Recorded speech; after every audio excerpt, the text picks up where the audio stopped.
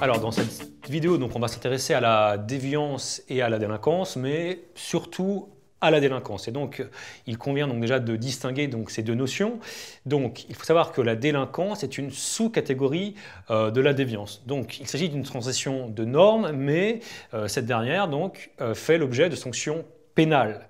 Donc c'est le droit qui prévaut dans la société qui va qualifier l'acte délinquant. Et donc on peut donner des exemples. Si cracher par terre est un acte déviant parce qu'il transgresse une norme, il n'est pas forcément pour autant délinquant. Et donc en acte délinquant, on a le vol, le viol, la fraude ou l'évasion fiscale par exemple. Et alors ce qu'il faut savoir, c'est comme le droit donc évoluant, par exemple, donc un acte qui était jugé comme normal avant peut devenir délinquant si on le pénalise.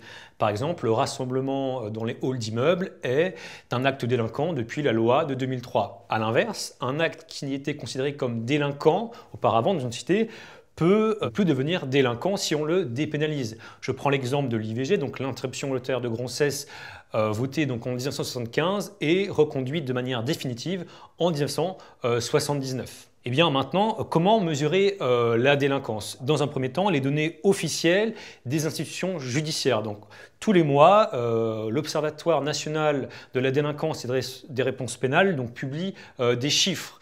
Donc, il y a différents types de données, tels que le nombre de personnes mises en prison, le nombre de gardes à vue. Il y a aussi les faits constatés, s'il y a des procès verbaux, les faits élucidés, si pour chaque acte délinquant, la personne est reconnue, etc., etc. Par exemple, l'Observatoire national de la délinquance et des réponses pénales a estimé qu'entre 2016 et 2017, le nombre de vols en France avait augmenté de 20%. Et donc il faut faire attention car les données officielles des institutions judiciaires présentent un certain nombre de limites. Première limite, comme je l'ai dit, le droit évolue. Et donc par exemple, si l'État pénalise de plus en plus un certain nombre d'actes, cela peut faire augmenter les chiffres de la délinquance et inversement. Deuxième limite, en fonction donc, de l'acte de délinquance, les victimes vont sous-déclarer ou pas ces actes. Par exemple, lorsqu'il y a un vol, eh bien, si l'on veut se faire rembourser par les assurances, il faut automatiquement porter plainte. Et de manière inverse, on sait que les viols sont souvent sous-déclarés.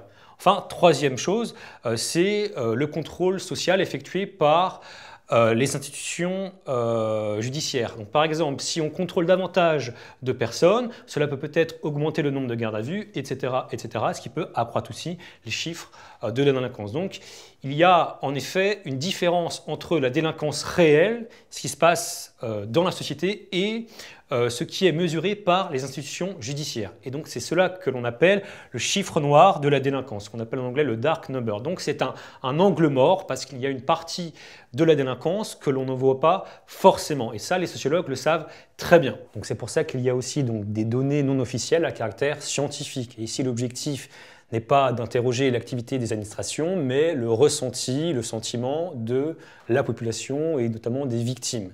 Et à cet égard, il y a ce qu'on appelle les enquêtes de victimisation ou de victimisation qui visent à recueillir des témoignages auprès d'un échantillon représentatif.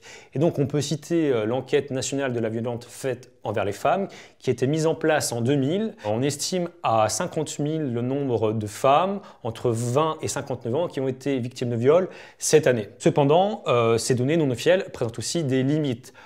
Première limite, c'est que parfois, au téléphone, les personnes hésitent à répondre. Donc, il y a une réticence à répondre aux questions. Deuxième chose, ça peut être des erreurs d'interprétation.